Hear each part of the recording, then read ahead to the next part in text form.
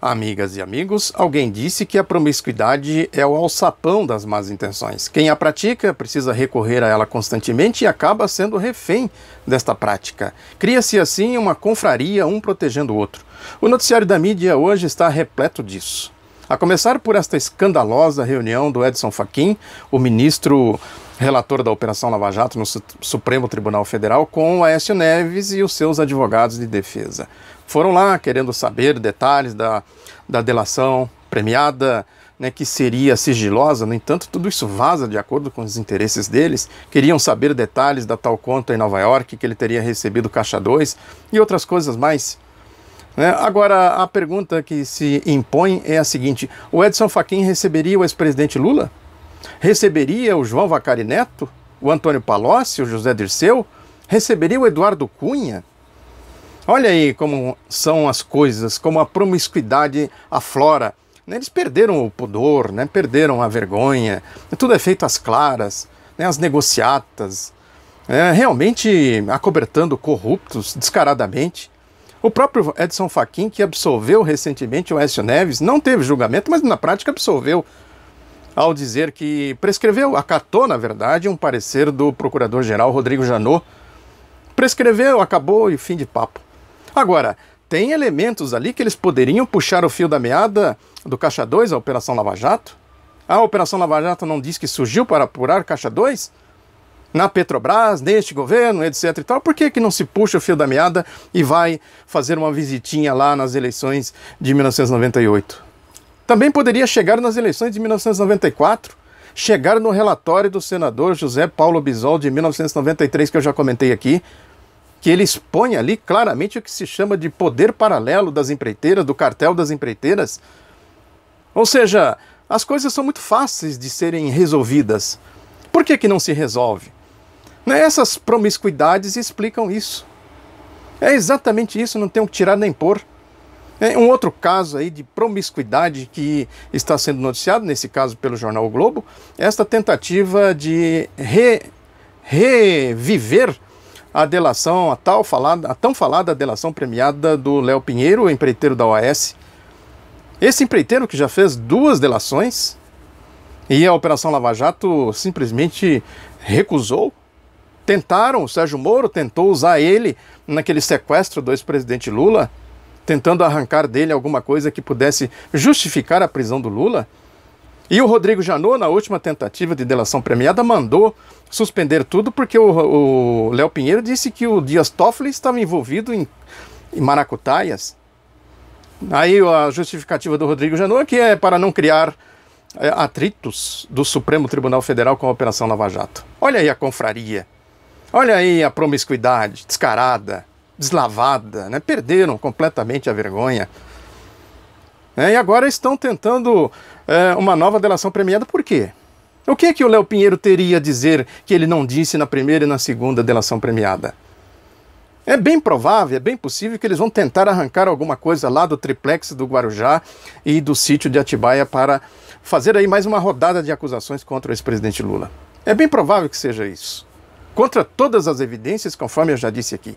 Escrituras registradas em cartório, comprovantes de movimentações bancárias, documentação da Presidência da República, com todo o mapeamento dos deslocamentos do ex-presidente Lula, 70 e poucas testemunhas depondo contra a acusação da Operação Lava Jato. Essa que é a questão. O Lula tem falado recorrentemente isso. Eu desafio um empresário a dizer que eu pedi 1 centavo para eles. Está aí lançado o desafio. O que o Léo Pinheiro teria a dizer? Eles estão torturando o Léo Pinheiro. Essa que é a verdade. Como é prática da Operação Lava Jato. Torturando no sentido de manter lá com prisão preventiva, sem julgamento, sem perspectiva, sem nada. Joga eles, o Léo Pinheiro e outros, nas masmorras do Sérgio Moro e eles ficam lá apodrecendo na cadeia, sem julgamento, sem nenhuma justificativa para que isso esteja acontecendo. E a gente chega aí a essas promiscuidades, as reiteradas delações contra Aécio Neves, contra Michel Temer, contra a turma do Michel Temer, e vários deles. Enfim, a coisa é uma podridão muito grande quando a gente começa a examinar os métodos da direita fazer política. Eu comentei aqui, né, essa onda reacionária que tomou conta da América Latina, né, que eu comentei também que nós já passamos por isso, os 2 ciclos do projeto neoliberal, o consenso de Washington. O que nós vimos naqueles episódios? Na eleição do Collor de Mello, por exemplo, em 1989. Promiscuidade pura. Depois, nas eleições do Fernando Henrique Cardoso, em 1994 e 1998. O que foi aquilo, senão uma grande promiscuidade? O que foi a privataria? O que foi o esquema de Caixa 2 que eles criaram, que eles montaram? É isso aí, essa prática da Operação Lava Jato. Isso aí, essa promiscuidade da Operação Lava Jato, é importante dizer que não é só a Operação Lava Jato.